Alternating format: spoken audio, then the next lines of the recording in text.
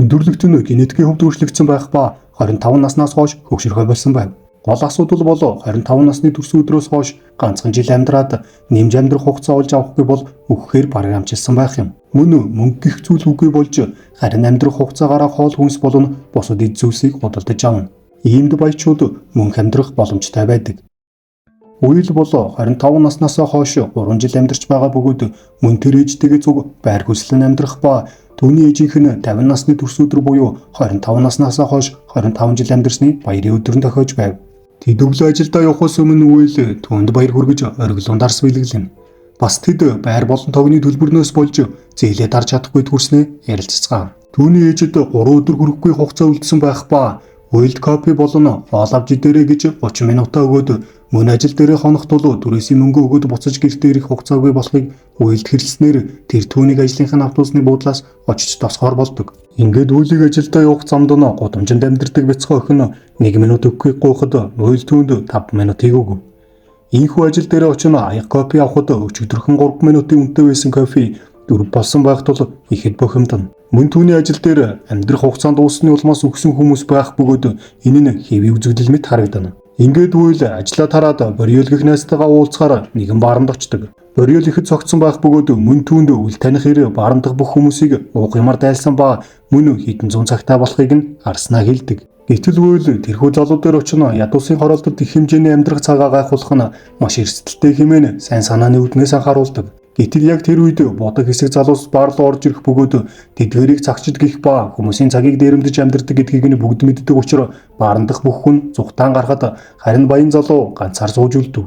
Цагчдын боссыг нь Фортис гих бөгөөд тэрээр баян залуу дээр очино гар барилдаад ялбал цагийг чинь авна гэж тулгахад тухайн залуу цонголт байгаагүй учраас зөвшөөрөх бөгөөд хит их арх ууснаас болж дотор нэгүрсэн тул эхлээд нойл оруулахыг хүснэ. Ийхүү тэрнийг нойл орох үед үйлгэнэт гарч ирнэ хамгаалагчийг зохиж унгаад түүнийг авч зугтаа. Цагчид түүнийг хөөсөн боловч хаягдсан барилгад нуугдснаар тэднээс зугтааж чаддаг. Тухайн баян залууг Хенри Хэмилтон гих бөгөөд цагчид тэднийг хаасайгүй хайж байсан тул уйлтай зүг тухайн байранд өглөө болтол үлээхэр болов. Тэд хэсэг ярилцах бөгөөд уйл түүнийг ийм газар цагаа гайхуулах нь чамайг өхөлд хүргэх болно гэж дахин сануулв. Тухайн үед Хенри 105 жил амьдарсан гих ба мөн санаатаагаар цагаа гайхуулсан болохоо хэлээд цаашид амьдрах нь ямар ч утгагүй санагдах болсон гэв. Мөн түүнд хүмүүр ижил хугацаатай амьдраад өөхөх ёстой ч хэдхэн хүн үрд амьдарч бусд нь өдөр хоногоо арга цаана байгаа шудраг бус нийгмийг бий болгосон гэж хэлдэг.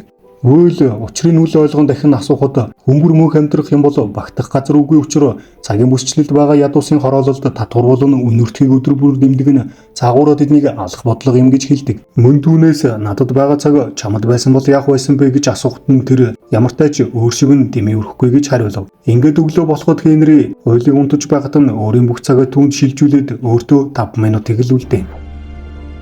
Ингээд үйлийг сэрхэд Хенри явсан байх ба мөн цагаа харахад нь 116 жил болсон байдаг. Үйл ихэд гайхан гадагшаа харах гэхэд нь цагийг минь дэмий битгий үрээрээ хэмээн цонхон дээр бичсэн байх ба яг энэ үед Хенри барилгын хажуу хунтах гүүрэн дээр сууж байгаа нь харагдав. Үйл түнлүү гүүн очисон хэдий ч цаг нь дууссанаар гүүрнээс унаж нас барсан байв.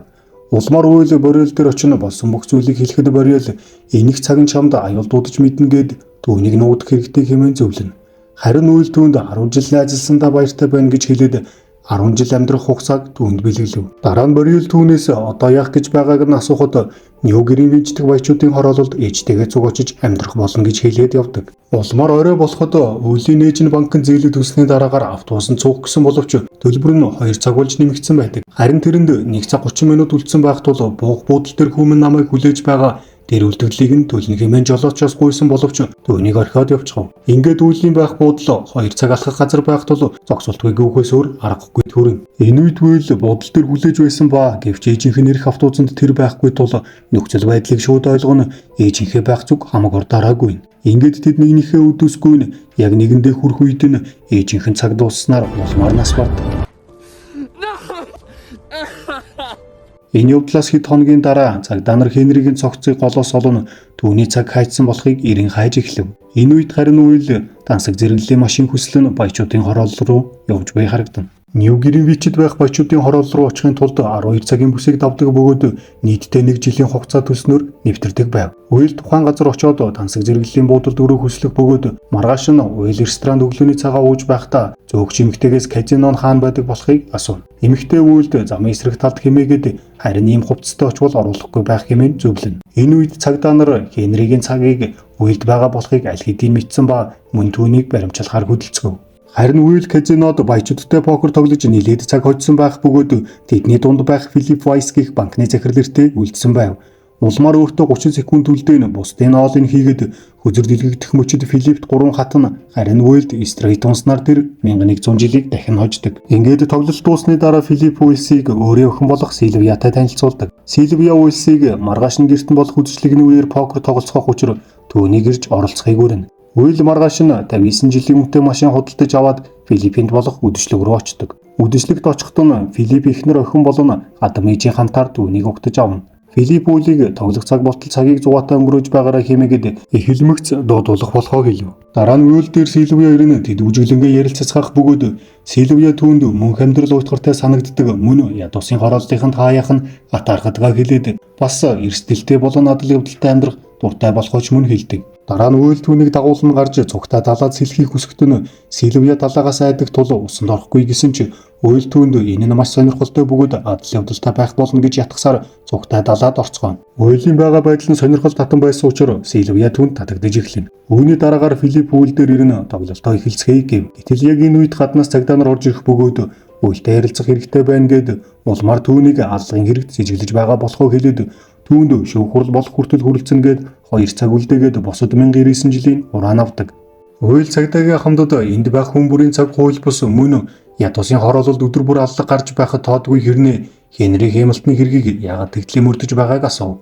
Цагдаагийн ахмад хариуд нь чи аавыгаа санагдулам юм гэж хэлдэг. Яг энэ үед Уйл хамгаалагч нарыг нь цохиж унгано Сильвияг барьцаал нь авах бөгөөд гадаа байх машин дээр очино Сильвиятай цуг зүхтаав. Уйл цагдаа нарыг төөргөдүүлэн гүүрэнд орж нугдаад Сильвиягаас 1 цаг зээлүүлж хэмээн говь. Сильвия түүнд өөрийг нь барьцаалж мөн түүнд яд усын хорооллох гэдгийг хэлээгүйд ихэд уурлах бөгөөд 1 секунд ч өгөхгүй гэж хэлдэг. Өглөө болоход Уйл Сильвияг дагуулan яд усын хороол руу зүхтах бөгөөд гэвч цагчид замд нь өрх тавьсан байх тул тэд замын хажуу руу осолдов. Цагчид тэдэн дээр ирэхэд ухаангүй байх бөгөөд улмаар Сильвиягийн гарт харагдах 10 жилийн хугацааг нь авч байхад цагдаа нар ирснээр 30 минут түүнд үлдээгээд зугтацгаав. Цагчид явмагц Уйл Сильвия 2 ухаан орох бөгөөд 30 минутын хугацаа үлдсэн Сильвия ихэд сандарн Уйлсийг туслахыг гуйв. Харин Уйл түүнд байгаа илүү цагаа хуваалцаад цагдаа нар ирэхээс өмнө тэд зугтацгаадаг. Дараа нь тэд найз Бориелийн гэрт тусламж гуйхаар очиход эхнэр нь түүнийг Уйлийн өгсөн 10 жилийн 9 өрн архитаж улмаар нас барсан гэдгийг хэлдэг. Ингээд тэдэнд 2 минутын хугацаа үлдсэн байх ба Уйл Сильвиягийн чихэндх эмгийг олж гарна түүнийг зархаар үнэт эдлийн газар руу яарангүй. Тэднийг очиход нь цайны цаг хэмээн хааж байх бөгөөд Уйл хаалганы завсар хөлөө оруулж харин Сильвия эмгийг хаалганы доогуур нь шидэж цаг алга хэмээн гуйснаар хаалгыг онгойлгож чаддаг. Инхүүтэд алмазын эмгээ 2 хоногийн хугацаагаар зарцгаав. Дараа нь Уйл Филипп рүү залгана 1000 жилиг сайн үлсийн төлөө цаг тараадаг нийгэмлэгт хандвал хэмээн хэлнэ. Энэ үед цагдаагийн ахмад түүнтэй зүг байх бөгөөд Уйлтай ярихдаа түүний аав ч мөн баячуудын цагийг ядууст тарааж өгөхөөр тэмцэж байгаад алуулсан болохыг хэлдэг. Уйл маргааш нар мантахад мөнгийг шилжүүлэх юм бол Сильвияг гэрлүүнд явуулах болохоо хэлээд уцаа таслав. Дараа нь Уйл Сильвияг дагуулan өдрөөр түрээсээ төлдөг байсан тул баригдахгүй байх хэмээгээд гэртээ аваачдаг. Уйл Сильвияг алах ямарч бодулгүй байх ба мөн түүнийг ээжийнх нь хувцснуудаас хувцаа солиж болохыг хэлв. Сильвия ээжийнх нь даашинзыг өмсөх бөгөөд үнэхээр үцгэлэнтэй харагдана. Тэд дарс хувааж унгаа хэсэг ярилцах ба Сильвия Уйлийн гэр бүлийн талаар асуухад ээж нь цагаан дуусч нас барсан бас аав нь гар барилдааны тулаанч байсан бөгөөд хоцсон цагаа бусдад өнгөө тараасныхын төлөө алсан хэмээн хэлээд аав нь бусадтай гар барилдахдаа эхлээд өөрийнхөө цагийг сүүлийн секунд хүртэл өгөөд өрсөлдөгч нь ялж байна хэмээн тайвшрах мөчөд хүчин сулардаг тул буцааж цагаа авахд амар болдог байх ба энэхүү зэлийг ашиглан ихэнх өрсөлдөгчөө ялдаг байсныг хэлдэг. Мөн тэд 25 нас хүрээд анх цаг явж эхлэхэд ямар мэдрэмж төрж байсан талаарх дурсамжуудаа хуваалцсан. Ингээд өглөө болоход Уйл Сильвия 2 сайн үлсийн төлөө цаг тараадаг газрыг нэг цагийг нь хүлээн зогсоно. Гэвч нээх үед ажилт нь гарч ирнэ гадна очрлон зогсох хүмүүст өгөх ямар ч цаг байхгүй хэмээн зарлаж тэднийг тарааж буй харагдана. Сильвия үйлийг одоо яах талаар асуухад түүнийг явж болно гэдэг түүнтэй цуг гудамжны утас руу авлон залгахаар очдог.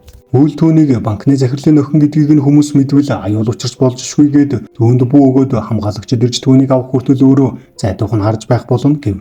Энэ үед Сильвия түүнийг урал дээр нь үсээд дараа нь утсаар авлууга залгаад түүнийг утсаа авахт нь яагаад өөрийг нь авахар мөнгө өгөөгүй гайхнаа асуув. Энэ үед цагдаагийн Ахмад үйлийн цаанаас ирж байх бөгөөд яг үйлийг буудах гэхэд нь Сильвия түүнийг буудаж унагадаг. Ийхүү тэд нэгэнт хоёулаа гэмт хэрэгтэн болсон тул зүгтгаас өөр аргагүй болов. Үйл бодул сайхамдын цагийг харахад тусламж ирэх хүртэл хүрэлцэх хэрэггүй байх тул өөрөөсөө 2 цагийг өгснөөр машиныг нь унан зугтаана. Харин цагдаагийн Ахмад яд усын хорооллоор алхасаар өөр нэгэн цагдаа дээр очин аврагдаж чадна. Үйл Сильвия хоёрын цаг нь дуусаж байсан тул нэг нь баян нэмэгтэйг дээрэмдэж түүнд 24 цаг үлдээгээд эмэг болон машиныг нь ч бас авч явснаар Сильвия уултай хамтран эргэж буцалтгүйгээр гэмт хэрэгтэн болохоор шийдсэн нь харагдана.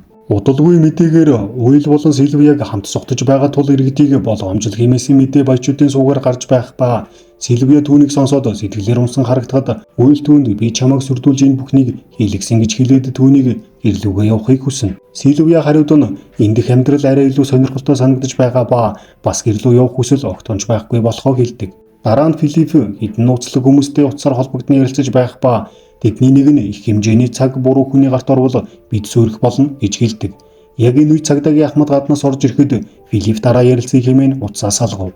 Цагдаагийн Ахмад Леон түүнд охин чинь эргэж ирэх хүсэлгүй байх шиг байна хэмээн хэлэхэд Филиппийн удаа охиноо аврахад хэдийг ч төлж болно гэв. Леон хариудан Сильвияг уйлтай аль хэдийн нэгдсэн гээд Филиппийг харин түүнд тусламж үзүүлэх юм бол бас баримтлах болно гэдгийг ч хэлнэ. Дараа нь Үйл Сильвия хоёр буудах сургалт хийж байх ба Сильвия Үйлд их цагтаа бол яах байсныг асуухад бусдад тараах болно гэдэг. Тэр хариуд нь хүссэн цагийг чинь олоход туслахыг хэмээгээд цугтаа аавынхаа Вейс банкыг нь дээрэмдэхээр болдог. Ингээд тэд ачааны машин ашиглан банк руу дайрн орж цаг хадгалдаг төхөөрөмжнүүдээс нь авах ба мөн тэнд байх хүмүүсийг ч тухайн цагаас хүсснээр авахыг уриалах бөгөөд улмаар цагдаа нар ирэхэд тэд аль хэдийн явсан байдаг. Үйл банкнаас дээрэмдсэн цагнаас Бориелийн ихнэрт 10 жилийг нь хувцсанд нууцаар хийж орхиод мөн өнчөөхөн болон сайн дурын цаг тараадаг нийгэмлэгт бас өгдөг. Энэ явдлаас хойш 7 хоног өнгөрсний дараа Филипп мэдээ үзэж буй харагдана. Харин мэдээгээр түүний охин болох Сильвияг Үйлтэй хамтран аавынхаа банкыг 6 удаа дээрэмдсэн болохыг хэлж байв. Мөн тэднийг барьж өгсөн хүнд 10 жилийн шагнал өгнө хэмээх ба Филипп Сильвияг намайг алахыг хүссэн юм гэж үг хэмээн санаа алдахад түүний ихнэр нь тэрэнд энэ бүхэн Филиппийн охиноо хэтэрхийг шахаж шаардлагатай холбоотой хэмээн түүнийг буруутгана. Энэ үед Үйл Сильвия хоёр хиндэж харагдахгүй тулд нэгэн зочид бодол бүх хөрөөг нь хүсэлн авч байх ба яг энэ үед нэгэн залуу өөрөө асуун орж ирнэ. Ресепшн түүнд өөрөө байхгүй гэхэд залуу гарч явахдаа Үйл болон Сильвия хоёрыг анзаарна. Ингээд тэр цааш гудамжаар явж байхад цагчтай тааралдах бөгөөд тэнд байсан бүх хүнийг сүрдүүлж улмаар Үйлсийг хайж байгаа тул мэдээлэл өгсөн хүний цагийг нь авахгүй хэмээгээд эхнээс нь алж эхэлдэг. Ингээд тухайн залуудаар ирэхэд нь тэр Үйл болон Сильвия хоёрын байх буудлыг зааж өгнө. Улмаар цагчид буудал дээр очино тэдний барилга өрөөлөг инэт дайрж орсноор Үйл болон Сильвия нарыг барьцаалж авдаг. Фортис Үйлд хандана ирчүүдийг шууд алах дургүй учраас түүнтэй гарт улаан хийж цагаа дуустал гүйцэтгэе гэв. Үйлд ямар ч сонголт байхгүй тул түүнтэй шууд хүчээ үзэхээр болно. Ийхүү тэд хүчээ үзэж эхлэхэд Үйл цагаа түүнд алдаж эхэлдэг. Ингээд яг сүүлийн секунд ирэх мөчөд Фортисын гарыг буцаанд дарж цагаа буцааж эхэлнэ. Харин Фортис маш их сандрах бөгөөд мөн түүний туслахуудж тэрний цагийг харан анхаарлаа алдсан байв. Үйл түүнийг ялсан ч ялагдсан ч алуулахаа мэдж байсан тул Фортисын цагийг дуусгахаас өмнө төрийн дэх буугаас угалн авч 3 туслахыг нь хороогоод эцэст нь Фортисын цагийг нь дуусгаснаар түүнийг алдаг. Улмаар тэр хоёр буудлаасаа гарan зүхтах ба гэтэл замд нь байх дэлгэцэн дээр татвар болон амжиргааны өртгийг өмнөхөөсөө хэд дахин нэмсэн байв.